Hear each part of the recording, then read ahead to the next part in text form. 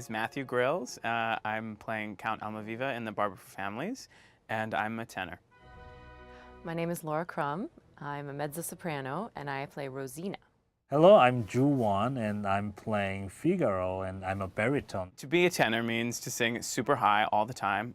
The demands of the voice type are, depending on what kind of tenor you are, is I don't know, hard. I mean, we sing above the staff a lot, so it's it just depends on what kind of repertoire you sing. But singing high, that means being a tenor. Mezzo-soprano means my voice type is a little lower than other female voice types. Mezzo means in the middle, so I kind of have a medium range voice, and it means I get to sing parts that are more earthy characters, spunky kids, sometimes boys, and they're generally people who really know what they want and they really go for it. Baritone means low voice, and it's really fun to sing Figaro in Barber of Seville.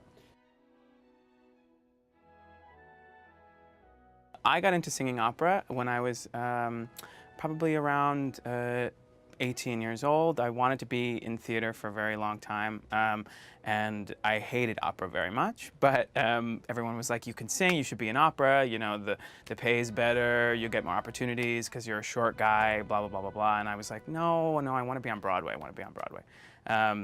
But I decided that I wanted to have stability, and I wanted to learn more about music, so I transferred colleges and I started studying opera, and from there it was just love. I just started to fall in love with it. The more I was doing it, the more I was learning about it, and yeah, that was it really.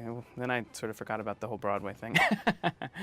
So I have been singing since I was, you know, a little kid. My mom put us all kids in piano lessons and choir. And so I was in choir from the time I was 5, I think, through college. And I went to a college that had a really good choir and music program. But I wanted to be a biologist. But while I was there, I had a voice teacher who said, you know, you should try singing some opera arias, and you should try being in the opera. No, you should do an opera program in Italy. And I was just like, okay, fine. And so then that just ended up being something I wanted to do and I really fell in love with. So then I went to graduate school. But I grew up going to operas with my grandparents and my parents in Des Moines.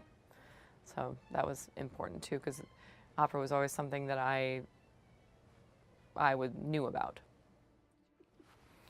It was when I was 14, my aunt took me a performance of Tales of Hoffmann, and I had no idea what opera is, and I just sat there, and then I waited, and I thought, oh, it's gonna be boring, but actually it wasn't. It was so much fun because the music, the live music with the orchestra and the singer, and the singers, they didn't use microphones, and I used to love pop music, and then it was amazing, like their voice, it was very loud, and it was loud, but at the same time, it was really beautiful. So I loved it, and I asked my parents, oh, I think I want to sing opera. And then my parents thought maybe a year, and then that's how I started.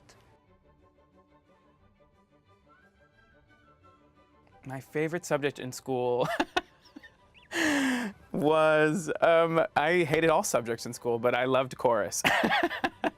I loved my music classes. I was sort of someone who I didn't care. I wanted to always be around music. So I also sort of liked history. I mean, I would go to my history classes and not be bored.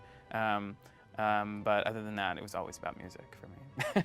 My favorite subject in school was history, because history combines all of the different.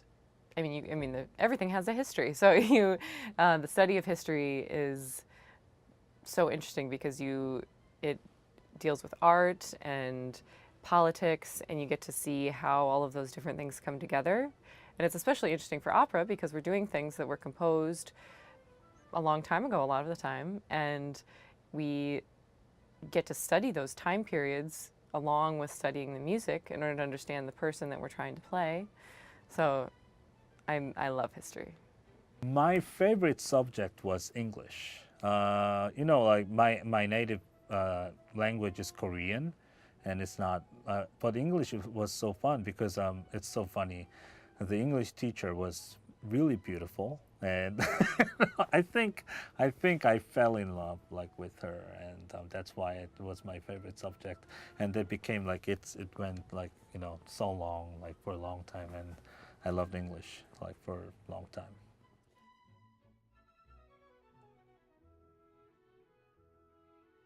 I would say definitely the drunk character in the end of Act One. I love all of the disguises.